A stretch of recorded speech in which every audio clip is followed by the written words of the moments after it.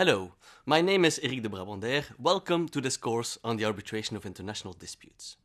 In this course, we will explore together what can be expected of international arbitration in the settlement of international disputes. We will see how arbitration works in practice and which institutions in The Hague are used to arbitrate international disputes. The main question of this course is, can international arbitration contribute to the creation of a peaceful world through the settlement of disputes between states and between states and non-state actors? Let me first introduce myself. I am a professor of international dispute settlement law and director of the Grotius Center for International Legal Studies of Leiden University. I am based in our wonderful new building at the Hague campus of Leiden University.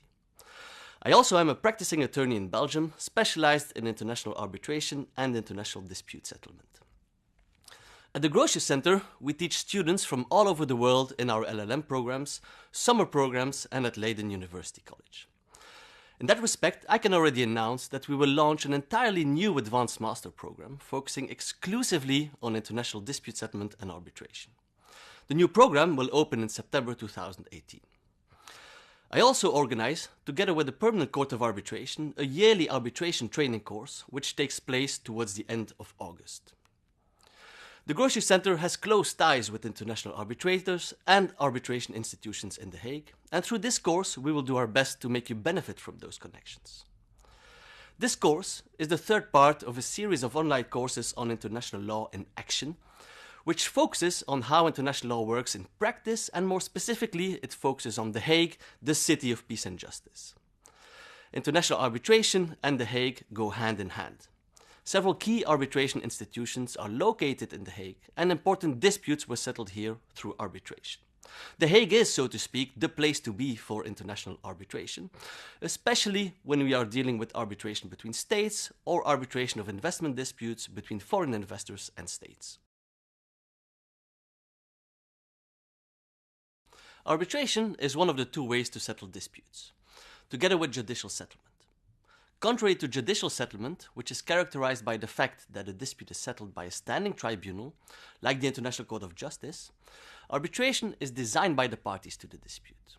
They can choose the arbitrators, the law that governs the arbitration proceedings, what we call procedural law, and the law applicable to the dispute called applicable law.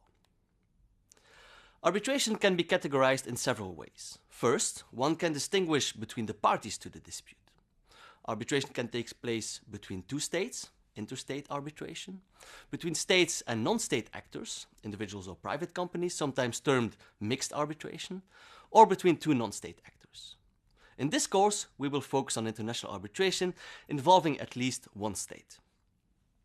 A second categorization is based on the way in which the arbitration is conducted.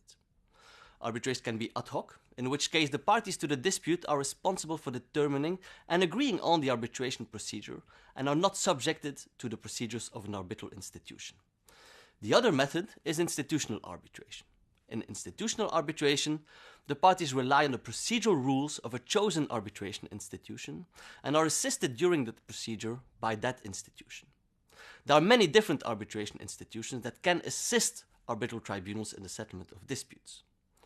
For disputes in the field of international law, the most prominent institutions are the Permanent Court of Arbitration, situated here in The Hague, and in the area of investment disputes between a state and a foreign investor, the International Center for the Settlement of Investment Disputes, headquartered in Washington. A third categorization consists of dividing arbitrations based on the subject matter of the dispute. One can thus distinguish arbitration of commercial law disputes between two private parties, investment disputes between states and foreign investors, or disputes between states in relation to the law of the sea, for instance, boundary determination. As said, this course will focus mainly on arbitration involving at least one state and on disputes in the field of public international law. In the first module, we will focus first on the history of international arbitration and on the general principles of international arbitration. I will also introduce you to the work of the Permanent Court of Arbitration.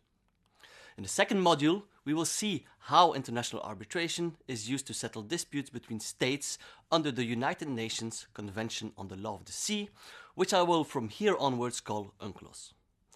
We will explain how UNCLOS regulates the settlement of international disputes between the member states party to the convention, including the option given to states to choose either arbitration or settlement through the International Tribunal for the Law of the Sea. We will also discuss a recent dispute between the Philippines and China in relation to the South China Sea.